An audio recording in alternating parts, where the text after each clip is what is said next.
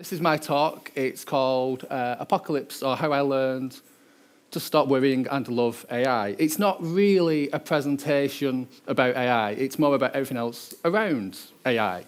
Because my background is, I own a company, and we create a lot of smartphone applications. And the great thing about that is we get to access both the software and the hardware. And if you have seen the stories about either Facebook or MySpace in recent days, you'll know that technology can go wrong. And we see that so much in our projects. That's an honest admission that we'll make. But like I said, the big guys, they have exactly the same problem. But I always get a bit worried about what people think about the industry when they see headlines like this from, admittedly, it is the Daily Mail, so it's obviously not the best journalism. But I guess it's kept very scary. If you are someone who doesn't understand technology, especially the older generations now, to see these stories, it must be very frightening, that these robots are coming to take over everyone's jobs. So for me, I'm here to kind of put out the right message, because there's quite a lot of people who just kind of expect this to happen. They just believe it's going to, because that's their belief, because they've seen a film, either Terminator or something like that, or they've watched science fiction. So for me, it's kind of to put you into the right place to understand this. And what this kind of revolves around is something called the singularity. So this is where human intelligence gets exceeded by artificial intelligence. And there's a variety of different permutations for this, because a lot of people think it will happen about 2050, which is why I put it on the graph. But a lot of other, maybe 50% of people don't think it will ever happen. So there's a lot of variation in what's going to happen here. But the key thing is that for me, having this understanding in technology, a lot of people are saying that once robots become smarter than humans, they will take over and start doing things to us, like just get rid of all the humans. And it's just something that I really do not believe, because robots just do what they're told to do. So if humans tell them, to make the world a better place, that's what robots will do. Because robots, for me, I love robots, I love technology, I love what has happened to the world because of these devices. They take the jobs that people can't do. So if, let's say, for going to space, going underwater, going into radiation zones, some of the jobs that, they've saved so many lives by evolving the technology to be capable of working in these situations. And admittedly, certain jobs coming in the future, so driving, for example, will probably be replaced by robots. We expect this to happen. There's certain jobs that, we'll see that. But the kind of key thing here is that robots on Maslow's hierarchy, they don't seem to actually have any kind of the similar human traits. That they have the psychological need for the energy and the power to kind of power themselves so they can run whatever program, whatever they want to deliver. But unlike humans, we're completely different. And we've got all these different things that we want to achieve. So again, you see a lot of the media putting human attributes into computers and systems, and it's just so false. It's just really completely the wrong way to look at these machines. Because it's like myself here, I want to stand on this stage and talk to people and tell you the message. Robots don't want to do that. They just do what they're told, basically. They're very animalistic.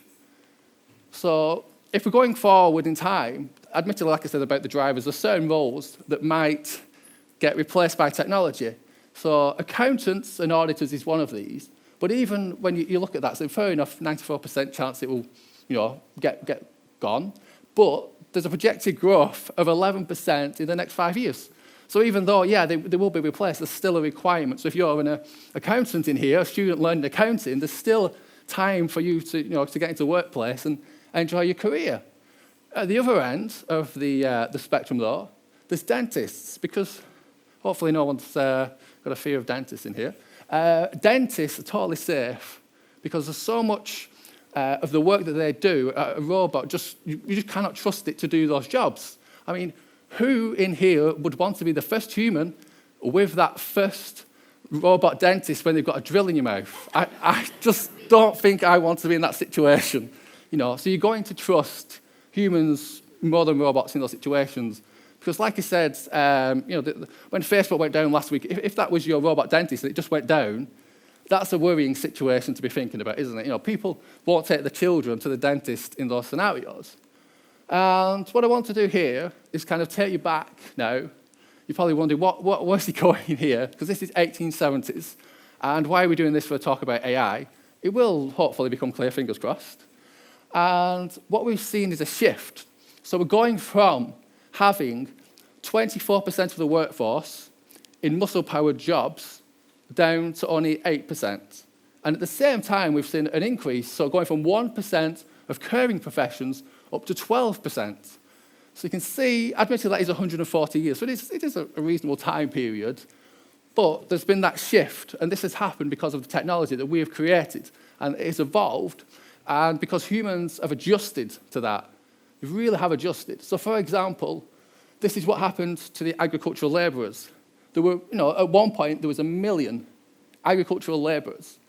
And admittedly, they've got completely decimated, didn't they? So there's hardly any. These days, maybe less than 50,000. When you look at that, what I think is, wow, isn't it amazing that we're not all hungry? We have the food at the moment. Even though the population now is much bigger, we have the food for everyone to eat. And, that's because of technology evolving and being really clever. And, us all benefiting from it today. And it's the same thing for washers and launderers, because they're in a similar situation where back in the day, people would spend a lot of time having to, get things clean. We've really, machines we just wouldn't even consider today. But because of the rise of washing machines and power washes and those other technologies, again, you've seen a massive decline in that workforce.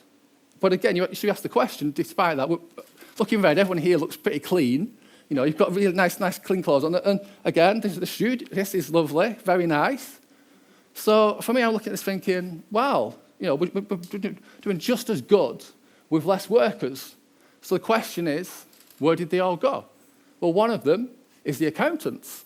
There's been a lot of growth.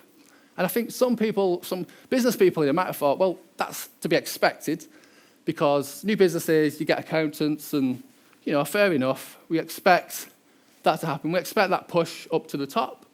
But bar staff is one of the interesting ones. So, there's this shift here where the workforce has jumped, it's probably doubled, maybe tripled, depending how you want to look at it. And this is a great thing, because all the machines freed up people from having to go out and pick food from the farms or clean things up. Then they had the spare time to socialise, and if they wanted to socialise, they decided they'd go to the bar, which means we required all these bar staff. So it was just like a natural evolution that we were seeing in the jobs market, going from one place to another. And it also happened for hairdressers as well. So we've seen such a massive increase for hairdressers in all of these years that it's just staggering. And hairdressers is one of those jobs, again, like dentists, where I don't think I'd ever trust a robot. I don't think I'd trust a robot to put a razor near my head or scissors. I just again can't see people letting that happen. It's just very, very worrying, given what I know about these systems. So this is the message I would say. Yeah, the jobs are just transferred from one domain to another. So there were people working on the farms. They ended up being bar staff, accountants, or hairdressers now. And there's that shift, and that's definitely what I'd like to say about AI. AI is going to do exactly the same thing. We're going to see these jobs shift to somewhere else. Because the best example I could give this recently was the internet. That when the internet arrived, that was one thing, and then there was layers to this. So we had the web pages, and then we had the e-commerce, and then we had the social media. And then if you think about the e-commerce, then they needed warehouses, distribution, delivery people, and it just grew and grew and grew. And there was just an evolution of jobs over the time. So it's just the way to kind of look and admire this, because robots are just not as reliable as they make out, basically. This is what happens. With a human, you would see the floor and you would see the water, and you would acknowledge that, and you would not walk on it. You would be like, I'll just not walk on this. Whereas the robot, it just sees a floor, and it doesn't understand that's the water. It doesn't understand the context. And this is what we understand building these systems. We see this in robots all the time. There's just so difficult to get them to do things like this. You give them a simple task, maths, they're great, they can do maths, no problem, but anything else, always prone to errors, really is a struggle.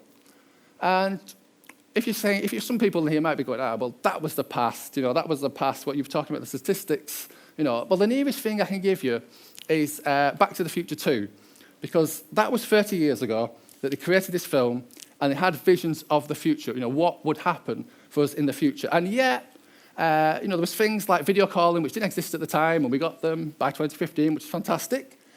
But there was things like this fax machine. I don't think I was using a fax machine in 2015, 3 or 4 years ago.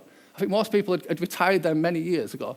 But that was it. The greatest minds at the time, the creative minds, could only think of a fax machine. They couldn't think of a smartphone, even though we already had mobile phones. Not ones with cool screens, but you could actually use the phones when they were actually writing the film.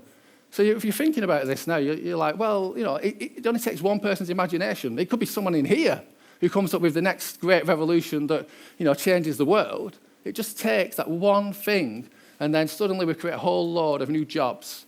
And this is it. So if you were to kind of go back in time to that 1870s farm, in fact, not even that far back, I think if you just go back to the 1970s, to your parents or grandparents, and say to them, there's going to be some job where you create a program that runs on this glass screen, I don't think they'd believe that. I think it's like me saying, I'm going to create rocket boots to the moon in the next 10 years. It's something like that, on that kind of level, isn't it? For them to go, what is going on? And it's Instagram, even explaining Instagram influencers, I don't think they'd understand that at all. So it's just, there's been this shift, there's going to be another shift, and it's just constant shifts in the jobs markets. And you guys, because I guess most of your students, you've just got to, I'm hopefully been told this, you've just got to be ready to switch. Every 5-10 years, there'll be a new technology. Just be ready to switch and evolve with the work. Thanks.